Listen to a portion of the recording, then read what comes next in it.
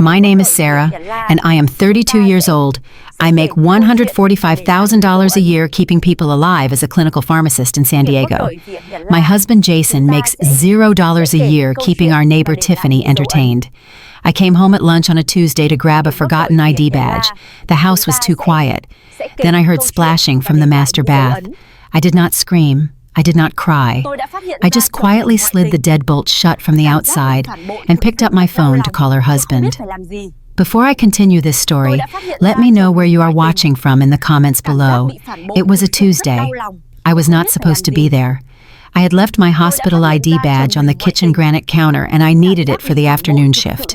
When I walked in, the silence in the hallway felt heavy. It was the kind of silence that hides things. Then I heard it. The distinct sound of water splashing. It was coming from the master bathroom at the end of the hall. I walked down the hallway. My heels clicked on the hardwood floor. I did not sneak. I had no reason to sneak in my own house. The house that I pay the $3,800 mortgage for every single month. The double doors to the master bathroom were cracked open just an inch. Steam was pouring out into the cool air of the bedroom. I smelled lavender. It was my expensive lavender bubble bath. I pushed the door open with one hand, and there they were, my husband Jason and our neighbor Tiffany. They were in my soaking tub, in my lavender bubbles. Tiffany screamed and covered her chest. Jason scrambled backwards, slipping on the wet porcelain, looking like a fish flopping on a deck. "Sarah, it is not what it looks like," he yelled. It was the classic line of a guilty man, a man who had not paid a single bill in 5 years, but had plenty of time to use my water and my soap. I did not scream. The rage was so hot it felt cold. I stepped back out of the room. I grabbed the handles of the heavy oak double doors, and I pulled them shut. Click. I engaged the heavy brass deadbolt I had installed last year because Jason kept barging in while I was trying to relax after 12-hour shifts. He used to say he was lonely. Now that lock was his prison. Sarah opened the door. Jason pounded on the wood from the inside. I leaned against the doorframe and pulled out my phone. I could hear Tiffany sobbing inside. I did not call the police. I did not call my mother. I scrolled to my contacts and tapped the name Mark. Mark is Tiffany's husband. He is 50 years old and the CEO of a logistics firm. He is a serious man who does not waste time. "Mark," I said when he answered. "Are you at the office?" "Yes, Sarah. Is everything okay?" "No." "Come home. Now." "Why? Is the house on fire?" "No," I said, looking at the locked door as the pounding continued. "But your wife is currently locked in my bathtub with my husband, and I think you should be the one to let them out." Mark arrived in 12 minutes. He walked into my living room with his face pale and his suit perfectly pressed. He looked like a man preparing for a hostile takeover. "Where are they?" he asked. "Master bath," I said, pointing down the hall. "I have not opened it." We walked down the hallway together. We could hear them whispering frantically inside. They sounded like rats trapped in a cage. Mark walked to the door. He did not knock. "Tiffany," he said. His voice was terrifyingly calm. It was the voice of a man who was done negotiating. The whispering stopped instantly. Mark Tiffany's voice trembled through the wood. "Baby, please let me explain." "Unlock it," Sarah, Mark said to me. I slid the bolt back. It made a loud metal sound that echoed in the hallway. Mark pushed the doors open. The water had gone cold. The bubbles were gone. It was just two naked, shivering people looking up at us. Jason tried to stand up, wrapping a damp towel around his waist. "Mark, listen, Jason started. "Jason." "Get out," Mark said. He did not even look at Jason. He looked directly at his wife. "Mark, please," Tiffany wailed, reaching a hand toward him. "You have 1 hour." Mark checked his Rolex watch. "1 hour to get your things out of my house. I am changing the gate codes at 2 o'clock. If you are not out, your clothes go on the lawn." He turned to me. "I am sorry you had to see this, Sarah." Then he turned and walked out of my house without looking back. I stood there and looked at Jason. He was dripping wet on my bath mat, looking pathetic. He put on his charm face, the face he used when he needed money for his failed crypto schemes or his drop-shipping ideas that never made a profit. "Sarah," he started. She came on to me. I was weak. It meant nothing. Get dressed, I said. We can work this out, babe. You know I love you. You know I have just been feeling so lonely lately with you working all the time. I laughed. It was a dry, harsh sound. You are lonely, so you sleep with the neighbor in my house. It was a mistake, Sarah. Get dressed, I repeated, and get out. You are going with her. He froze. His face shifted from begging to anger. What? You cannot kick me out. This is my house too. Is it? I asked. We are married, Sarah. California is a community property state. Half of this house is mine. You cannot just throw me on the street. I have rights. I looked at him. I looked at the man I had supported for 5 years, the man whose student loans I paid off, the man whose car insurance I covered, and I realized he truly believed this was a partnership. He thought he was entitled to my labor and my success. Call a lawyer, Jason, I said, walking toward the front door. Call a cheap one, because I cut off your access to the joint account 10 minutes ago while I was waiting for Mark. I opened the front door and waited.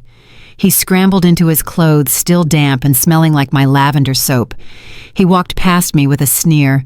You will regret this, Sarah. You are cold.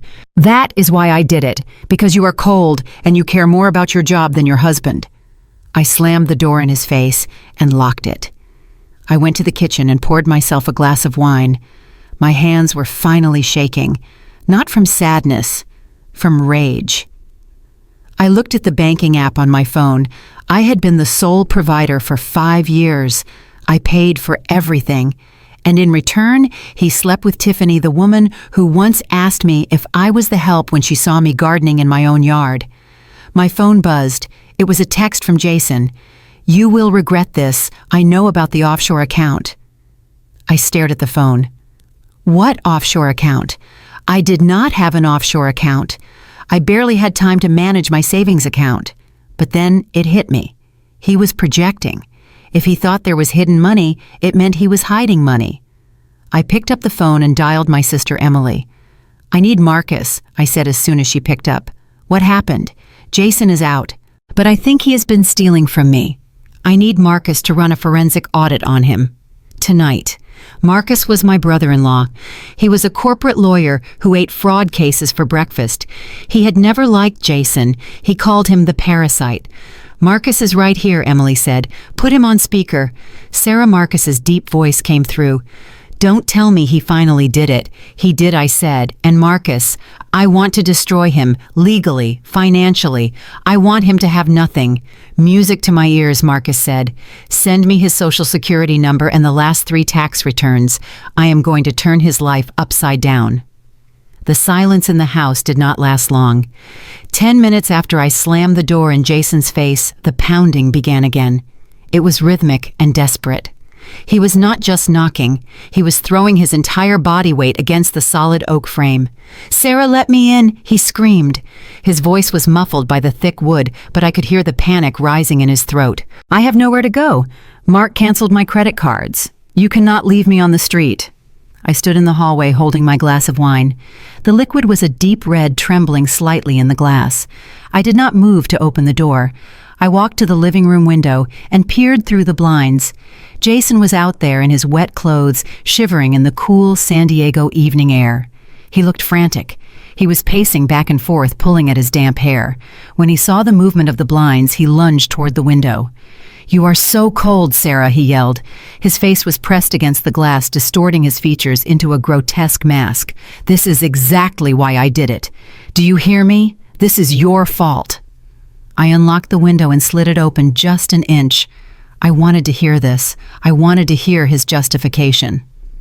Go ahead, Jason, I said. Tell me how this is my fault.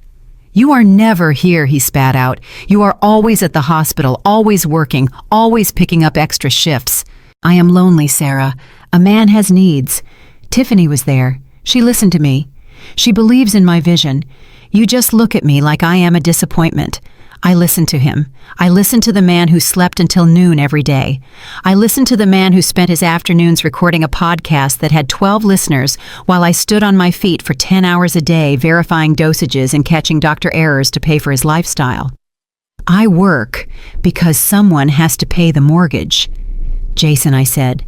My voice was steady, deadly steady. $3,800 a month, every single month for 5 years. That is nearly $230,000 just in housing costs. And how much have you contributed? He flinched. He knew the answer was zero. But Jason was a master of deflection. He did not step back. He leaned in closer. That does not matter, he sneered. You do not get it, do you? You think money is everything. You think because you pay the bills you own me. But guess what, Sarah?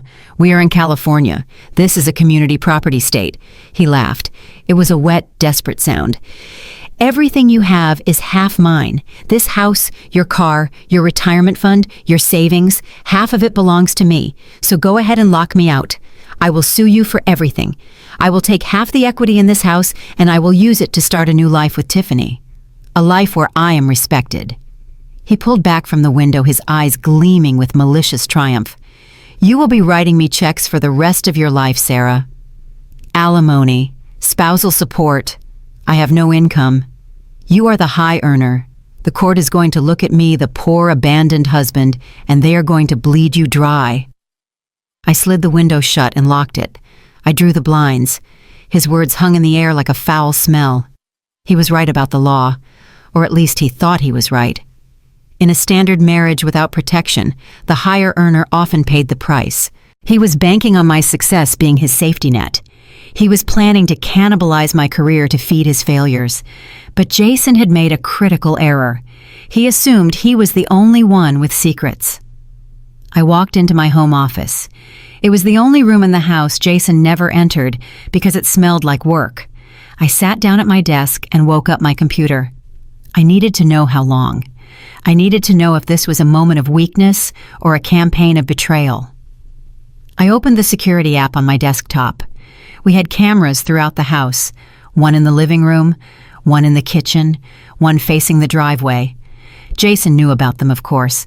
He had installed them himself 2 years ago during a brief phase where he thought he would start a home security installation business. But Jason was lazy. He thought that when he unplugged the Wi-Fi router, the cameras stopped recording. He thought that without an internet connection, the eyes of the house went blind. He forgot that I had upgraded the system 6 months ago. I had installed local storage, SD cards in every camera that recorded 24/7 regardless of the internet connection. I had done it because packages kept going missing from the porch. I never expected to catch a thief inside my walls. I pulled the SD card from the living room camera hub and inserted it into my computer. I scrolled back, not to today, but to yesterday, and the day before. I found it. Monday morning, I was at the hospital. The video feed showed Jason walking into the living room. He was on the phone. He walked over to the router and pulled the plug. The live feed cut out on the cloud, but the local recording continued. 2 minutes later, the front door opened. Tiffany walked in. She was not sneaking. She walked in like she owned the place. She was wearing one of my silk robes. My stomach turned. They sat on my sofa, the sofa I had bought with my bonus check last year. Tiffany had a glass of wine in her hand. My wine. I turned up the volume. So when do we tell her? Tiffany asked. She sounded bored. She was examining her nails. We do not tell her, Jason said. He was leaning back, his feet up on the coffee table. We wait until the market peaks in the summer. I looked at the Zillow estimate this morning. This place has appreciated $200,000 since she bought it. Since she bought it. He acknowledged it was me. But he was counting my money. If we divorce now, I get half the equity, Jason continued. That is barely $100,000 after fees. It is not enough, Tiff. Not for the crypto mining rig I want to build. Not for us to move to Miami. I froze. My hand hovered over the mouse. They were not just sleeping together. They were plotting. So what is the plan? Tiffany asked, taking a sip of wine. I need to get her to refinance, Jason said. He had a look on his face I recognized.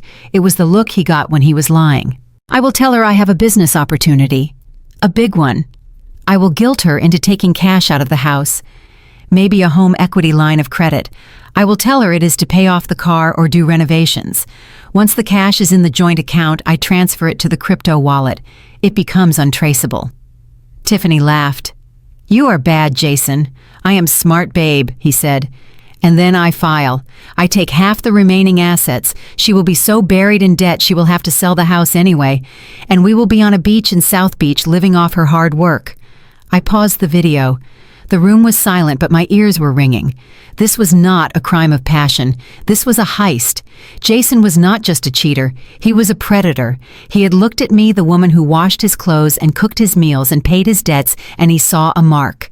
He saw a piggy bank to be smashed open. He was planning to leverage the house, my sanctuary, the home I had worked double shifts and holidays to afford. He wanted to drain the equity, put me in debt, and then leave me to drown while he burned my money in Miami.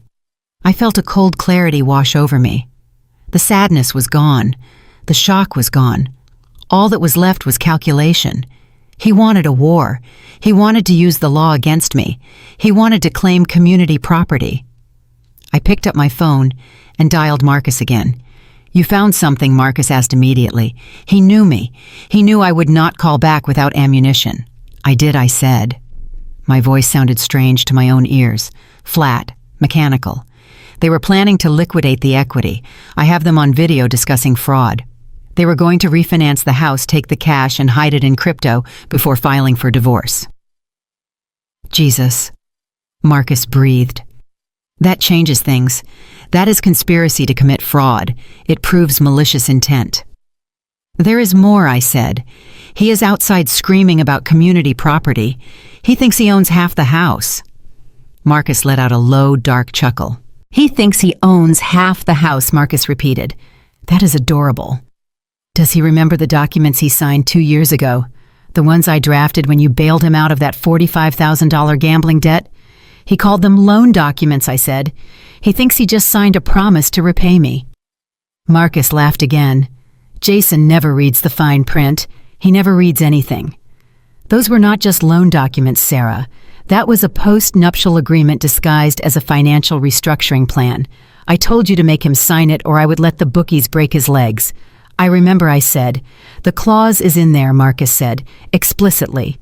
"Any infidelity triggers a forfeiture of marital assets. But more importantly, the deed transfer. Did you ever tell him?" "No," I said. "I never told him," good, Marcus said, "because the house is not community property. The house does not even belong to you technically, not since we moved it into the irrevocable trust for your niece. Jason has been living in a house owned by a legal entity he has no claim to. He can scream about community property all he wants. He is trying to divorce a trust fund." I looked at the paused video screen, Jason's smug face frozen in mid-laugh, plotting my destruction.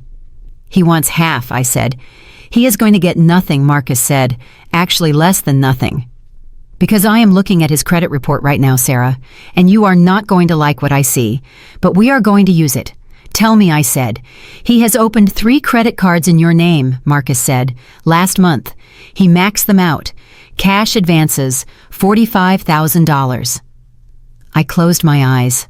The rage was a physical weight in my chest. He stole my identity. "He did," Marcus said. "And tomorrow morning we are not filing for divorce. We are filing a police report for identity theft and wire fraud. Then we are going to meet with Mark." "Mark?" I asked. "Yes," Marcus said, "Tiffany's husband. I just got off the phone with his legal team. Apparently Tiffany has been busy too. She drained their joint savings account yesterday. $200,000. Mark wants blood. And he wants to compare notes." I looked out the window. Jason was gone. He had probably retreated to a motel using one of the credit cards he had opened in my name. He thought he had escaped. He thought he was playing a game of chess.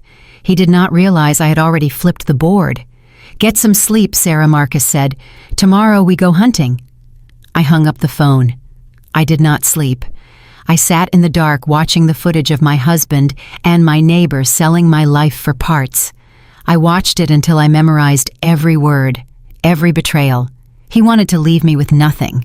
I would make sure he wished he had. The email arrived at 9:15 on Wednesday morning while I was drinking my second cup of black coffee. It did not come from a prestigious firm. It came from a Gmail address belonging to someone named Saul Goodman, wannabe, named Larry. The subject line was aggressive: demand for spousal support and preservation of assets. I opened the attachment. It was a poorly formatted legal letter filled with typos, but the message was clear. Jason was claiming he was a dependent spouse. He claimed I had cut him off from his primary source of income, which was me. He was demanding $5,000 a month in temporary spousal support, effective immediately. He also demanded access to the house and the return of his vehicle, which he claimed I had stolen. I did not steal his car. I simply stopped paying the insurance and the lease was in my name, so I had it towed to the dealership yesterday. But Jason did not know that yet. He cited his unemployment as a reason for his need. He described himself as a homemaker who had sacrificed his career to support my demanding schedule. The audacity was breathtaking. Jason had not made a home. He had made a mess. I forwarded the email to Marcus. Then I called him. "Did you see it?" I asked. "I am reading it now," Marcus said. His voice was calm. The calm before a shark attacks. "This lawyer is a joke, Sarah. He operates out of a strip mall in El Cajon, but he is annoying. He is filing an emergency motion for support." "Can he get it?" I asked. The fear was a cold knot in my stomach. The law was tricky. "Technically, yes," Marcus said.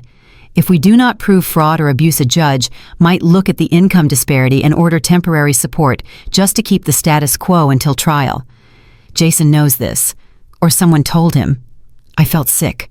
The idea of writing a check to the man who betrayed me made my hands shake. "Do not worry," Sarah, Marcus said. "We are not going to let it get that far. I finished the preliminary audit on your finances. Are you sitting down?" "I am sitting," I said. "Okay. You knew about the $45,000 in credit card debt, but I pulled the transaction history. It was not just random spending. He took cash advances, daily maximums, $500 here, $1,000 there. He was draining the credit lines as fast as he could." "Where did the money go?" I asked. "Crypto exchanges mostly," Marcus said. "Untraceable accounts." But here is the kicker.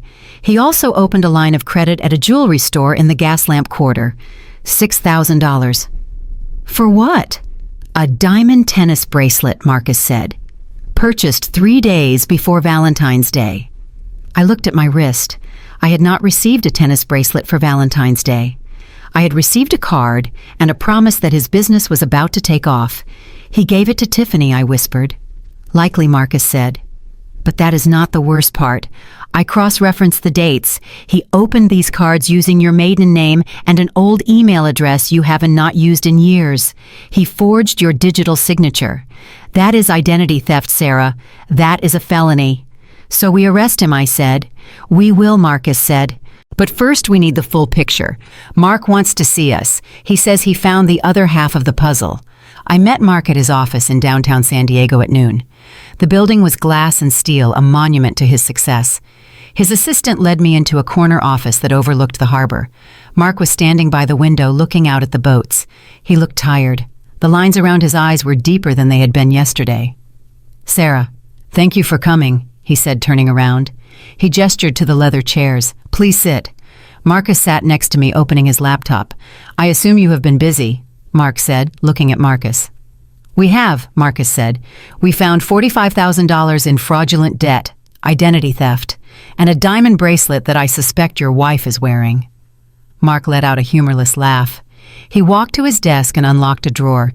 He pulled out a velvet box and tossed it onto the mahogany surface. It slid across and stopped in front of me. "I found it in her vanity this morning," Mark said. "She told me it was a fake. Costume jewelry she bought online." I opened the box. It was beautiful, and it was definitely not fake. It glittered under the office lights.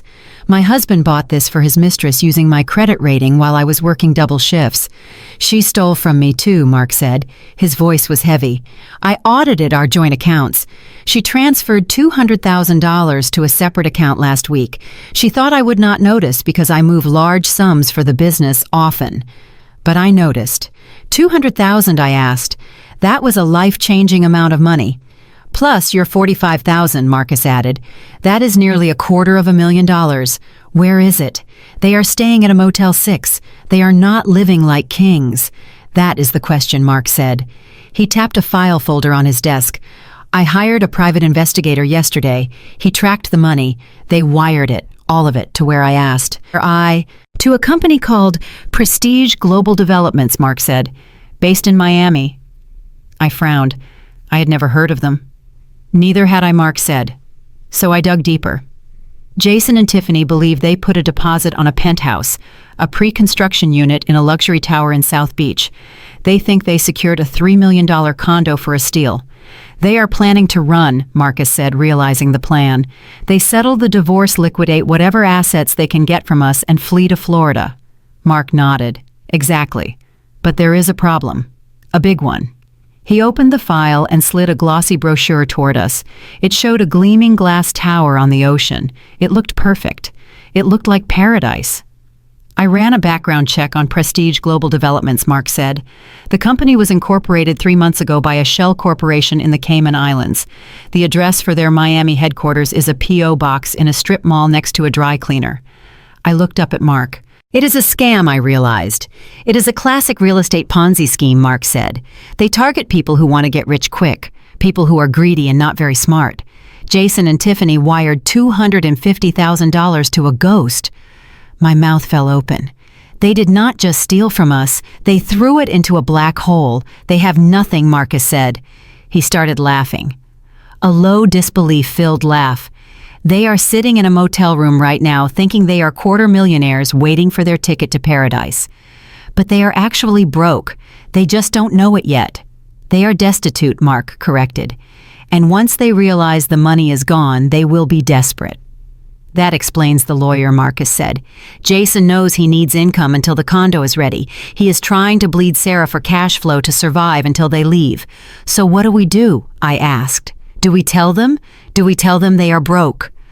Mark looked at me. His eyes were cold. Flinty. No, he said. We do not tell them anything. Not yet.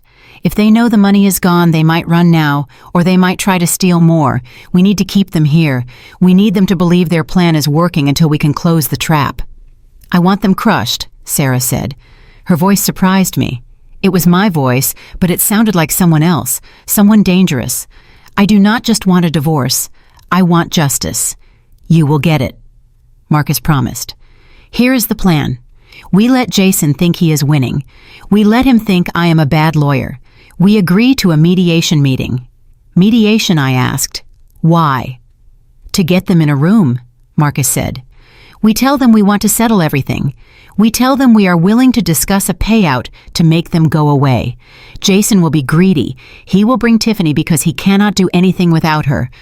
And then Mark said, leaning forward, then we drop the hammer. I looked at the bracelet on the desk. I thought about Jason in the bathtub. I thought about the 5 years of my life I had wasted on a man who looked at me and saw nothing but a paycheck. Do it, I said. Set the meeting. Marcus typed on his laptop. I will schedule it for Friday. That gives us 48 hours to finalize the police report and get the bank affidavits. Mark stood up and walked to a safe in the corner of the room. He pulled out a thick stack of documents. There is one more thing, Mark said. He handed the papers to Marcus. I found these in Tiffany's car before I kicked her out. Marcus scanned the pages. His eyebrows shot up. Well, he said, this just got interesting. What is it? I asked.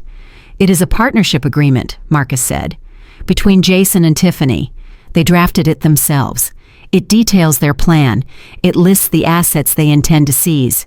Your house, Mark's stock portfolio. But look at paragraph 4. I leaned in. In the event of Sarah's refusal to liquidate the property, Jason agrees to allege domestic abuse to force a settlement. I felt the blood drain from my face. He was going to say I hit him. He was planning to ruin your career, Marcus said. A domestic violence charge would revoke your pharmacy license. You would lose your job. You would lose everything. I sat back in the leather chair. The room seemed to tilt. This was not just greed. This was malice. Jason was willing to destroy my entire life, my ability to work my reputation just to get a quick payout. He wants a war, I said softly. He does, Mark said. Then let's give him one. Marcus closed his laptop with a snap. I am going to draft the response to his lawyer. I will tell them we are open to settlement talks. I will tell them you are scared and you want to avoid court. Make me look weak, I said. Marcus smiled. It was not a nice smile. I will make you look terrified. And when they walk into that conference room on Friday, they are going to think they are walking over your grave. Instead, they will be walking into their own funeral. I stood up. I stood. I picked up the velvet box with the diamond bracelet. Keep it, Mark said. Evidence. I put it in my purse. One more thing, Sarah Mark said as we walked to the door. Tiffany called me this morning. She tried to apologize. She said she was confused. What did you say? I asked.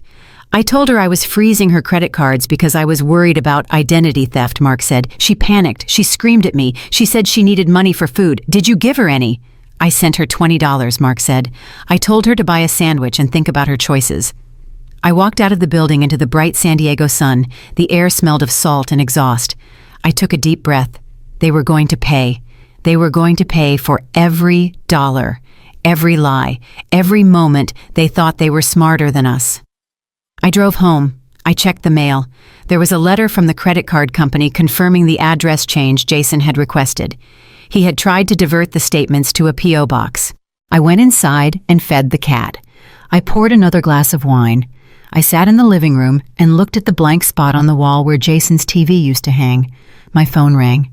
It was the pharmacy. Sarah, this is Dr. Patel, the pharmacy manager. Hi, David, I said. Is everything okay? I am not sure how to tell you this, Sarah. We got a call today, an anonymous complaint. My heart stopped. What kind of complaint? Someone claimed you were stealing narcotics, David said. They said you have a substance abuse problem. They said you are erratic and dangerous. It was Tiffany. It had to be. They were starting the smear campaign early. David, listen to me, I said. That is a lie. I can take a drug test right now. I can come in. I know Sarah, I know you. But corporate policy, we have to investigate. You are placed on administrative leave pending the investigation. Do not come in tomorrow. I hung up the phone. The silence in the house was deafening. They had taken my job. They had crossed the final line. I did not cry. I did not panic. I called Marcus back. They went after my license, I said. I know, Marcus said. Mark just called me. Tiffany filed a police report an hour ago. She claims you threatened to kill her. Good, I said. Good, Marcus asked. Yes, because now I don't just want their money, Marcus. Now I want them in prison. Friday could not come fast enough. The email from Larry Jason's strip mall lawyer arrived at 9:15 on a Wednesday morning. I was sitting at my kitchen table drinking black coffee and staring at the wall where Jason's 60-inch gaming monitor used to hang. The subject line was aggressive: demand for spousal support and preservation of assets. I opened the attachment. It was a legal letter riddled with typos, but the threat was crystal clear. Jason was claiming he was a dependent spouse. He claimed I had financially abandoned him. He was demanding $5,000 a month in temporary spousal support effective immediately. He also demanded access to the residence, claiming I had illegally evicted him from his lawful home. He described himself as a homemaker who had sacrificed his entrepreneurial career to support my demanding schedule at the hospital. The audacity was breathtaking. Jason had not made a home. He had made a mess. He had not sacrificed a career because he never had one. I forwarded the email to Marcus, and then I called him. My hands were shaking not from fear, but from the sheer violation of it. Did you see it? I asked the moment he picked up. I am reading it now, Marcus said. His voice was calm. It was the terrifying calm of a predator who has just spotted a limping gazelle. This lawyer is a joke, Sarah. He operates out of a converted garage in El Cajon. But he is annoying. He is filing an emergency ex parte motion. Can he win? I asked. The knot in my stomach tightened. I knew the law could be twisted. Technically, yes, Marcus said. Without proof of abuse or fraud, a judge might look at the income disparity and order temporary status quo support. Jason knows this. He is trying to bleed you for cash flow because he is desperate. I felt sick. The idea of writing a check to the man who is currently sleeping with my neighbor in a Motel 6 made me want to scream. Do not worry, Sarah, Marcus said. We are not going to let it get that far. I finished the preliminary audit on your finances. Are you sitting down? I am sitting, I said, gripping the edge of the table. Okay. You knew about the $45,000 in credit card debt. but I pulled the transaction history. It was not just random spending. He was taking cash advances, daily maximums at casinos and crypto exchanges. He was draining your credit like a vampire. Where did it go? I asked. Untraceable wallets, mostly, Marcus said. But here's the kicker. He also opened a store credit line at a high-end jewelry boutique in the Gaslamp Quarter. $6,000. For what? A diamond tennis bracelet, Marcus said. Purchased 3 days before Valentine's Day. I looked down at my bare wrist. For Valentine's Day, Jason had given me a card he bought at a gas station and a promise that his podcast was about to go viral. He gave it to Tiffany, I whispered. Likely, Marcus said. But that is not the worst part. He opened these accounts using your maiden name and an old email address you haven't used since college. He forged your digital signature. That is identity theft, Sarah. That is a federal crime. So we arrest him, I said. We will, Marcus said. But first, we need the full picture. Mark called me. He wants to meet us. He says he found the missing piece. I met Mark at his office in downtown San Diego at noon. The building was glass and steel, a monument to his success in logistics. His assistant led me into a corner office that overlooked the harbor.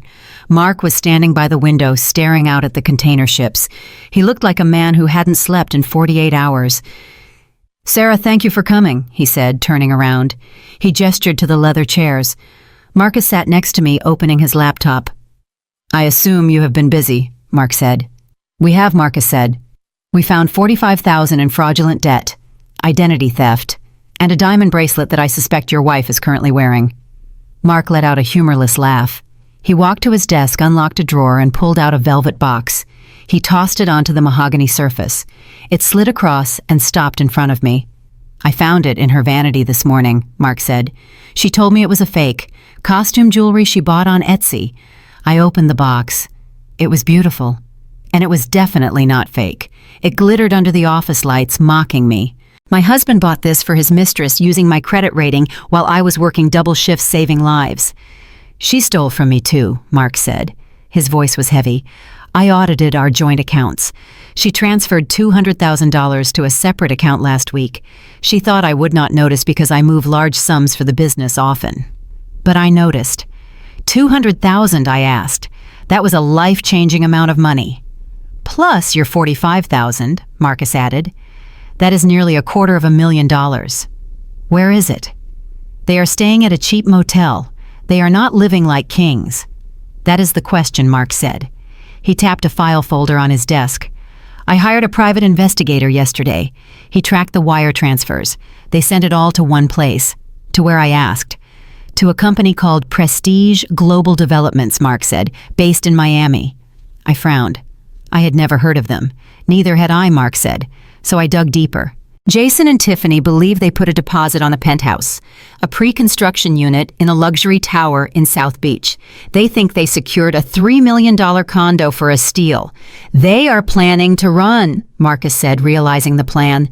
They settle the divorce, liquidate whatever assets they can get from us, and flee to Florida. Mark nodded. Exactly. But there is a problem, a big one.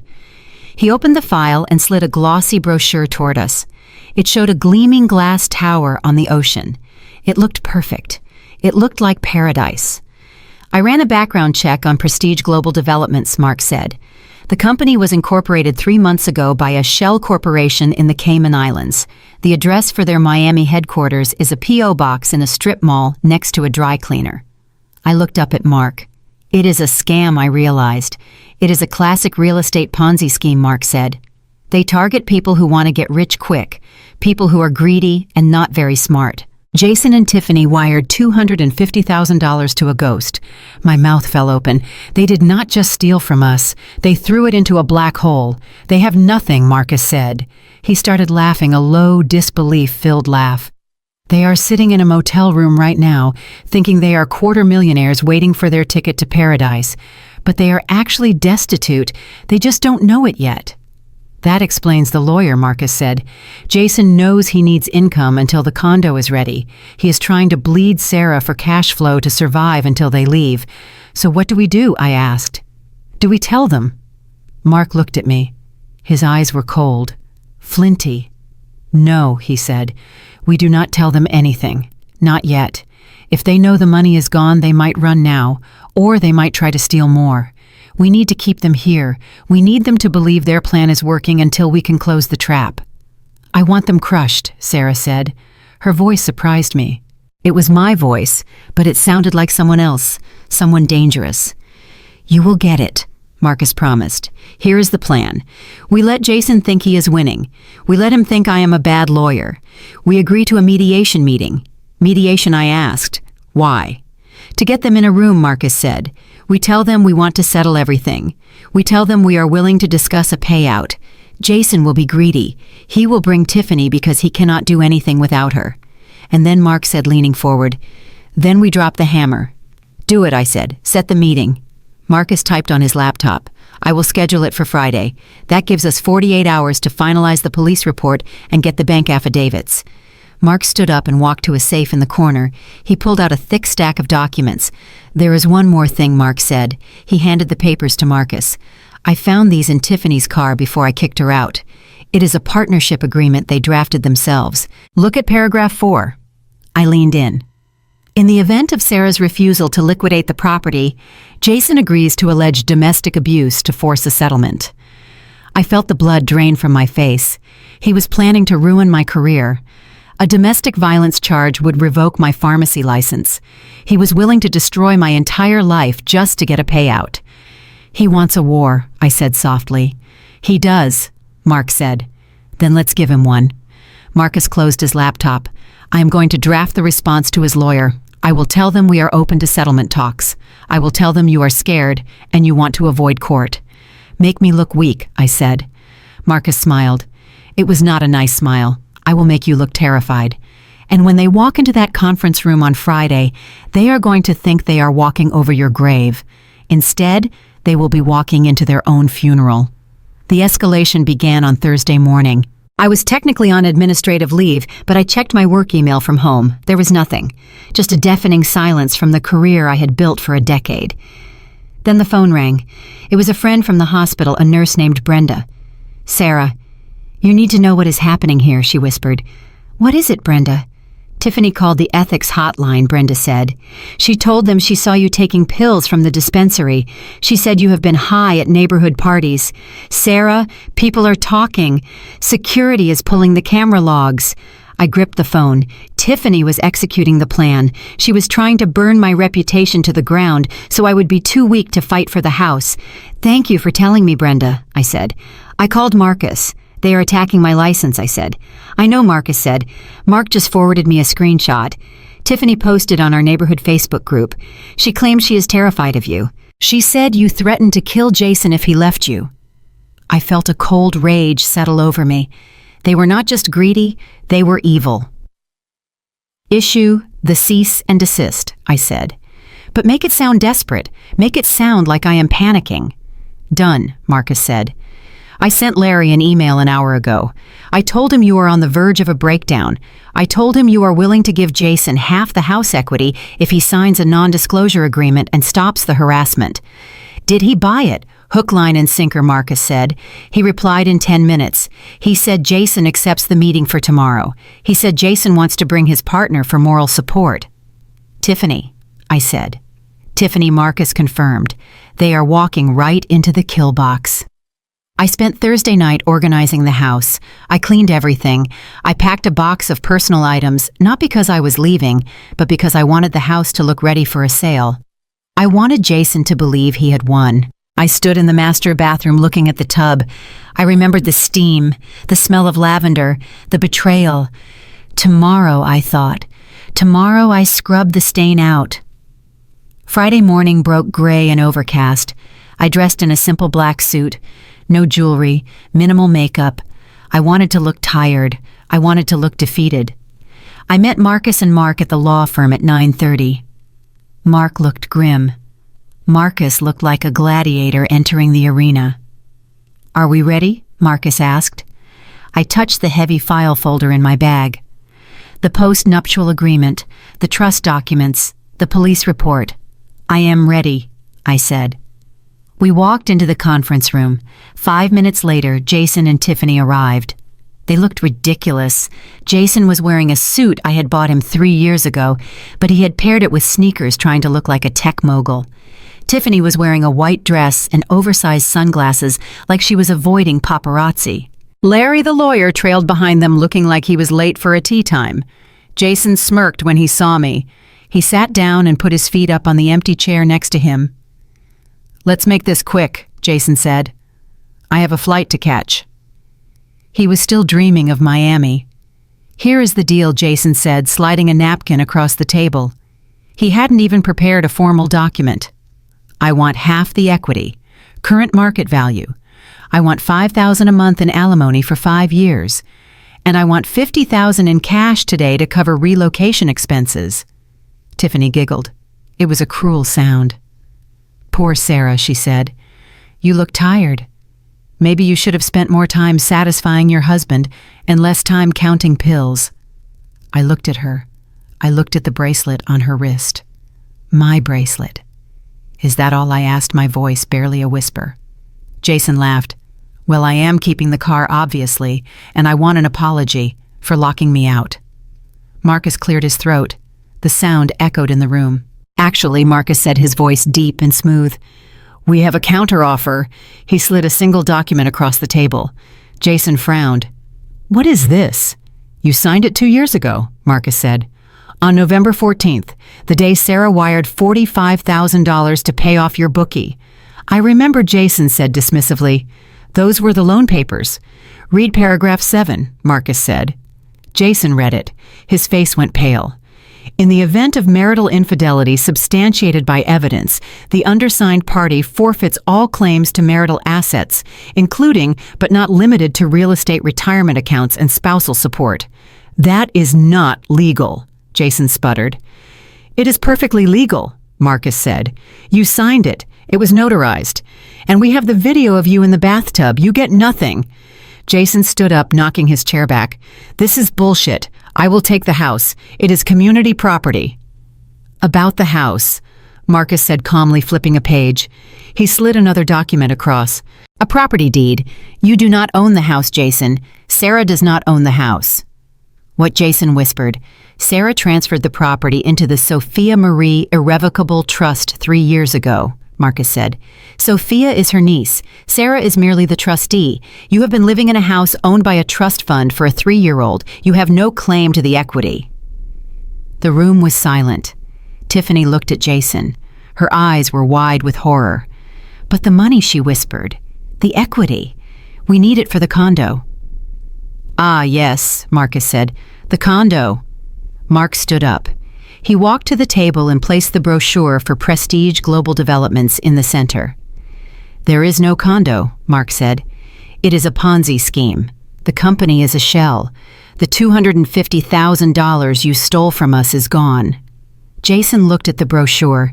He looked at Mark. "No," he said. "No. I talked to the developer." "You talked to a scammer in a basement," Mark said. "You are broke, Jason. You are homeless. And you are about to be indicted." "Indicted?" Tiffany squeaked. Marcus pulled out the final stack of papers. "The police report. Identity theft," Marcus said. "Wire fraud. Grand larceny. We filed the report this morning. The detectives are waiting in the lobby." Jason looked at the door. He looked like a trapped animal. "Sarah, please," he begged. His arrogance was gone. "You can stop this. Tell them it was a misunderstanding." I stood up. I looked at the man who had tried to destroy me. "I am not your wife anymore, Jason," I said. "I am the witness for the prosecution." I walked out of the conference room. I did not look back. I heard the doors open behind me. Then I heard the sound of handcuffs clicking. The ending was swift. Jason and Tiffany were arrested in the lobby. They could not make bail. My suspension was lifted 3 days later when the police report cleared my name. I sold the house. I used the proceeds to move to Seattle and took a job as a director of pharmacy making $200,000 a year. I live in a condo overlooking the Sound now. It has a beautiful bathtub. I use it every night, and the only thing I lock the door against is the steam. Jason is serving 3 years for fraud. Tiffany got probation and moved back in with her parents. They wanted everything. They got exactly what they deserved. Nothing. This story serves as a powerful reminder that self-worth and financial security must never be compromised for a relationship. Sarah's journey illustrates that while love requires trust, it also demands wisdom and boundaries. Protecting your hard-earned assets isn't about cynicism. It's about self-preservation against those who might view you as a resource rather than a partner. True justice comes not from revenge, but from being prepared and allowing toxic people to face the consequences of their own choices. Ultimately, the best response to betrayal is building a life so successful and secure that no one can ever dismantle it again. If you enjoyed seeing justice served, hit that like button and subscribe for more stories of resilience,